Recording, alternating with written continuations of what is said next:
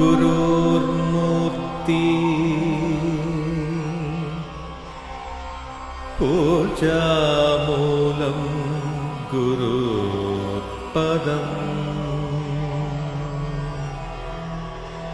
मन्त्रमूलं गुरुर्वाक्यम्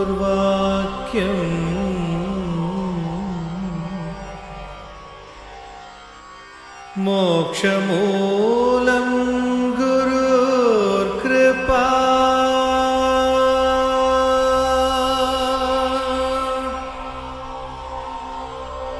ॐ श्री गुरवे नमः।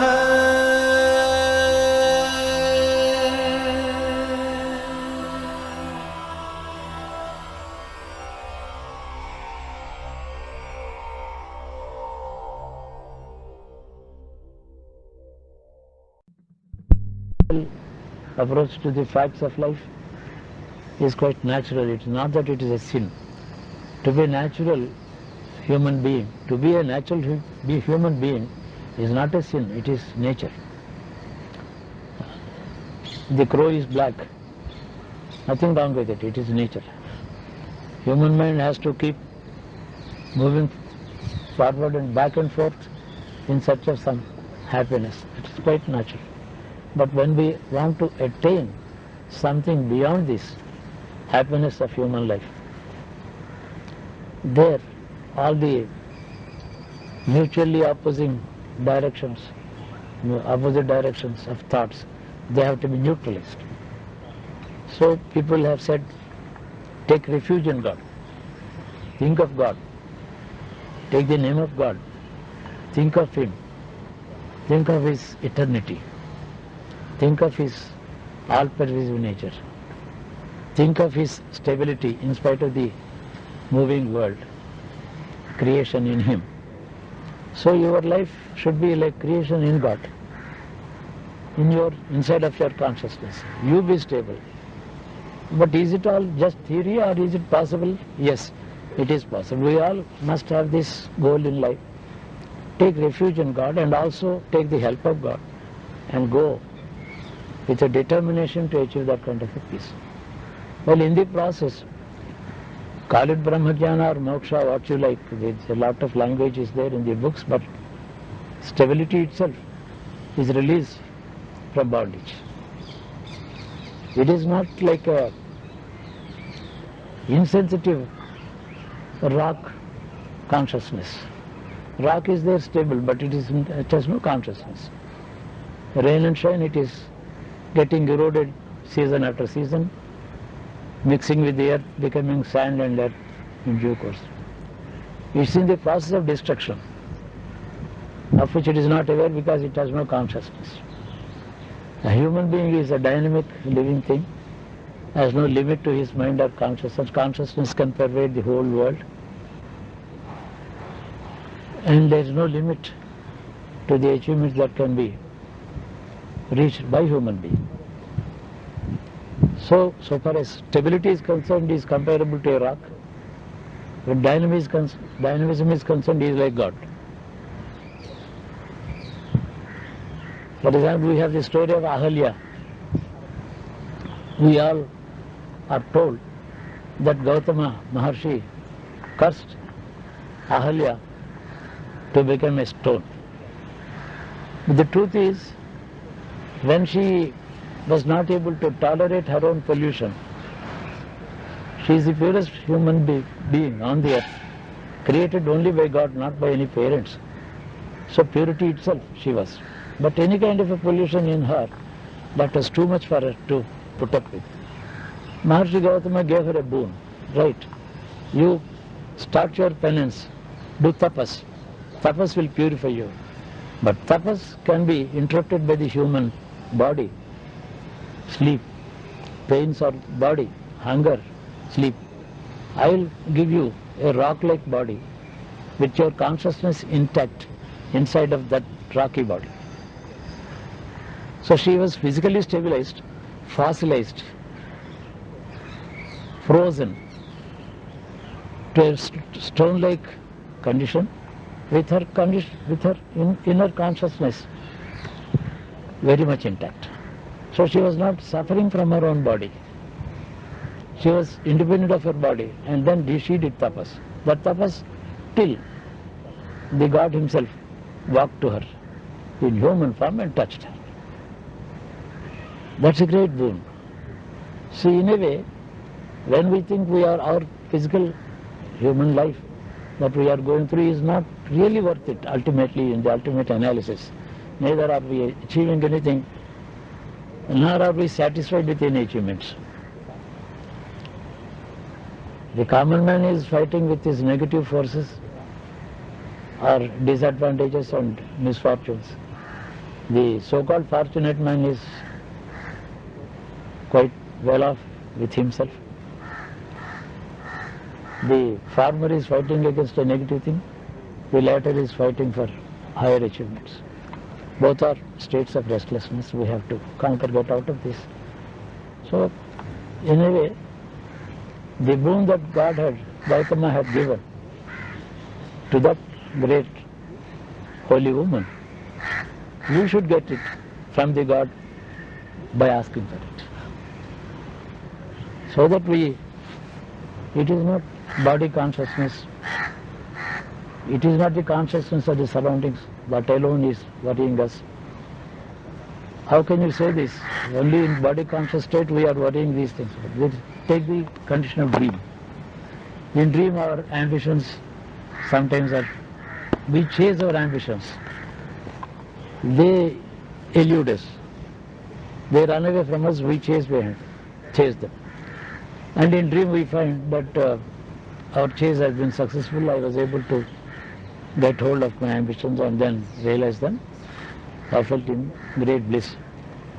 But when this bliss contentment is experienced in the sleep, we wake up to tell ourselves that we are going to achieve something. The dream is indicating some physical achievements. Rather than that, one should be able to say, I have already realized my ambitions in my dream. It's as good as physical realization. It should be stopped with that. We should close the chapter. So ultimately we have to take refuge in God for the sake of ultimate stability. When there are not even ripples on the surface of external life. Inner life and external life should be totally balanced. To start with, external life should be internalized later. It will get absorbed in the internal life, which is pure dynamism, not dependent on matter, circumstances. Inner dynamism is something that is not dependent on the external world. We should be able to make use of it and then find ourselves at peace with everything, good, bad and all that. That is a state which can be achieved by anyone, by effort. Firstly, we have to understand the value of this kind of stability and peace, and the absence of clashing thoughts and values and things like that. Neutral, keep watching, because our time is very limited. We are not here for the next century ending. All of us know about it. That kind of a limited time at our disposal should be put to the greatest use unto ourselves. The external activity should be useful to anyone else. Internal activity should be totally useful only to ourselves. So this is a very reasonable and justifiable division of our time. Internal only for self, external only for the others. Others include your family members, your friends, your country, whatever. But then, if this attitude to find out a stability, reach a stage of stability inwardly, if that attitude is there, the external activity becomes purer, free from fears and ambitions, unreasonable ambitions. It becomes objective. It becomes fruitful also, greater efficiency. So that is why yoga karmasu kaushalam. The yogi is most efficient. Efficiency in actions is yoga. Karmasu kaushalam. Efficiency in actions, that is yoga. We have to think of that efficiency in the external life. How do we get, not by better training and better taking more courses annually from somebody. Disassociate yourself with the results of it. Internalize yourself. You take it that you are most important subject matter for yourself. Internal peace is to be ultimately achieved in this very lifetime. So what I do is not important to me. Most important thing for me is myself. I should internalize my attention for my sake and externalize my attention for the other's sake. When I open my eyes active, it kind of, yes, somebody is earning some money in a profession, but who, for whom? Wife and children. And then any overflow is going to charity. But even charity is for the sake of others. What is needed for the home is serving somebody else. So our associations should become useful objects to repay our debts and externalize our activity only with the purpose of repaying our debt to somebody to whom we are related, with whom we are associated. But internal activity should be only unto ourselves. This is a very... So in this process, when we want to go out of the place where we are, it is primarily a sign of weakness and a temptation like a child. One should not feel like having a nice tour here and there. What's wrong with this place? Is there a far better place? Maybe there is some equally good place somewhere, but even that is a rare thing. Maybe hardly 10 acres of a plot in a 1,000 square miles area. It's not available everywhere. So we are like the bird in the nest, anxious to go in the morning, going out, but anxious to come back also in the evening. Both are driven by anxiety, urge to leave the nest to find. But there is a great need, it has to find its food. A few peanuts here and there to fill its little stomach and the mouth of the little ones. There is some beauty in it. There is no other negative quality in the bird's attitude. Our activity, externalized activity, should be need-based, like that of the bird. Absolute need-based, not anything more than that. This is a kind of a... I don't really mean great restrictions on ourselves. I will do this, I will not do that. Not necessarily. In a natural way, what you do should become unimportant to you. Attitude is more important. Correct attitude to facts of life, experiences of life should be enough. People are restless. Yes, in the United States, people are restless. Some of them want a guru to tell them what is what. In fact, not that they don't know anything about themselves. They know too much about themselves, they want to change it. They look at themselves too close in the mirror every morning and they are not quite happy with themselves. But what is the element in them that makes them restless about themselves? It's a subconscious, conscience. There is a subconscious and a conscience also. Conscience is a constant watch on our actions. It doesn't sleep. It doesn't ignore our actions. It doesn't pardon us. It doesn't agree with our actions and mind. It, like an auditor, it finds faults. Your vouchers are not all right. There is no balance sheet in your actions and things like that. Now, Sitaramaya garu ikkada unnaru kabatti. His idea to correct, why does he correct my accounts? In my interest. He has no other interest. The conscience or subconscious or the inner mind, it is a watchdog. It doesn't agree with you. Even a thief who is stealing something, his conscience tells him he is doing the wrong thing. That second voice must be our guru. There is no guru external. The inner voice that is not agreeing with your actions, that's not quite happy with what you do, for yourself or what you don't do for others. That kind of a watch is your Guru. Therefore, there is a Guru is the second voice inside every man. I mean, there people have fought battles, won battles, won wars. Everything has been achieved, but they were not quite sure about what they achieved was quite right. That inner voice should be addressed to. We should be able to convince the inner voice that, no, I meant only this, I did not mean that. Don't find fault with me. There is an internal conversation, argument. But ultimately the judge is the conscience only. The conscience and the mind, like in a court of law, they do argue. But who is the third person that's called the judge? Conscience ultimately judges. So true to our conscience, we can direct the mind and actions and satisfy your own conscience about dharma. That is the ultimate judge. That is the full bench decision of the Supreme Court. There is no other opinion above that.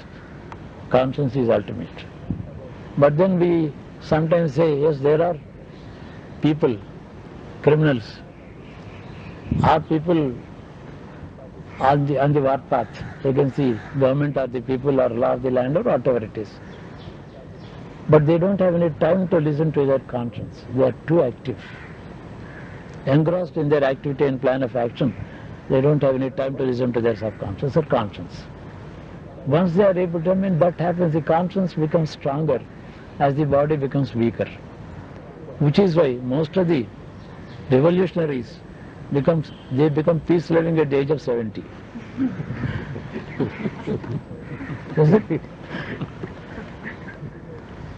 Only thing is, for the sake of self-image, they may not accept that what they have done was wrong. I have understood, I have done my duty, this and that kind of a bold talk. Yes, but there is a great change. As long as the indriyas, the mind, the body, senses were quite strong and healthy in full bloom, he was going by his temptations, his erroneous judgment, erratic actions, trying to impose on his ideas on others, telling others that all others are wrong and he himself was right, that he is going to conquer his enemy, which is the whole world, with his prowess. All things, this ahankara, ajnana, these are the things. Ultimately, when everything is like the boiling milk subsides to a level, it doesn't jump out.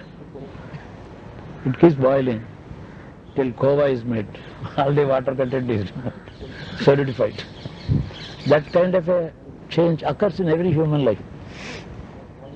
I know many revolutionaries, I know terrorists, I know criminals, murderers, who turned to totally a different life in their old age.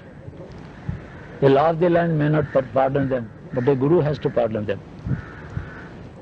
Guru has to understand the ongoing process inside of a human being, which is natural and it is in the right direction. Rather, it is the wrong direction is somebody who has been in tapas for 40 years in Himalayas, then comes down to plains to build up a very big institution, collecting money and all. It is the wrong direction. First do all this and then retire to the Himalayas, never to look back. That's the right direction. I can't believe somebody, I can't understand, in fact, I don't believe, but I can't understand somebody who has been in Himalayas for 50 years, all in deep tapas, suddenly come to Visakhapatnam to open a big spiritual shop. What is that? Why should? It's not necessary. There should be a right direction. So, my point is, we should listen to our conscience. That is the Guru, and all external activity should be directed towards somebody's good. Yes, even wife and children, somebody's good. Then society, country, whatever. Every human being has some inherent capabilities to think and act. One should be able to identify what he can do for himself, for the others, what are his own capabilities, and then utilize what he has at his disposal. This is a kind of a fruitful life. Successful life means a life which does not have any regrets at the end of it. One should not be having any regret. I should not have done this, I should have done this. Should have and should not have. That should not be there. That's a regret life. Regretless life is successful life. We have to teach our younger generation to be more stable on the path of a tradition, meaningful tradition, the meaning of which is understood by themselves. The value of it should be understood by themselves. We should stabilize ourselves. I think every Indian must be much more satisfied to be in India rather than being anxious to get out. Very wrong. And then only by need, like the bird in the nest, he should go out, not otherwise. And as soon as the need is over, he should come back to his nest to absolutely peaceful rest. This is what my ambition, I want to share my views with a few people even there. But touring, talking, these are all matters in which our contribution may not be much. Contribution should be even one bit of advice which they should be asked to follow. That is like a telegraphic code, it doesn't consist of only 10 or 15 words. The difference between a telegram and a sentence is it has subject, predicate, full stop, comma and all. They don't exist in telegram. So such should be the language of Upadesh. Not elaboration, pages together, volumes and all that. Man has very little time at his disposal. That should not be knocked off by the Guru in long lectures. Leave them at peace with themselves. Ultimately, I find everyone has a Guru inside of him, and that Guru is quite capable of guiding him. Only you give him the advice, listen to your Guru inside. That is quite enough. There is no man without a conscience. There is no conscience without a sense of righteousness. These are two hard facts of life, undeniable. We should be able to advise our children and all that. Examine yourself what you have done today. You did not do well in the exams, you neglected your studies and you failed. I should not pass any comments on your action. You examine, go to the mirror, look at yourself and talk to yourself. We should be able to educate the person to listen to one's own, his own conscience. This ultimately I found out that any external teaching, reading and too much of discussions are not needed. That is why people who, like Ramana Maharshi in the south, he did not approach any guru for Upadesha. He did not go to anybody. But there is a God inside the temple. He is sitting like a rock. For the non-believer, he is a rock. But to the devotee, he is sitting like a rock, but he is sitting. So he went to him. But when he went to the Guru, why should the Guru and God are one? He didn't go to another Guru. The need for a Guru, what happened in his case? What did he do with himself? He listened to his conscience. He went to the God. God, sit in my conscience, let me know what is the truth about all this that is going on. Where are you? Inside me. You are in the temple also, but so far as I am concerned, are you inside me? Who am I? Who are you? Make me understand this. So he dwelt on the question uninterrupted with his attitude of absolute seriousness, commitment, and also not hope but determination and quite sure that the God would take care of him. He did not have to move out of the town. At the age of 14, he entered into the small place, Arunachalam. He lived there 60 years without any temptation to get out, even for a while. So even in spiritual quest, people want changes.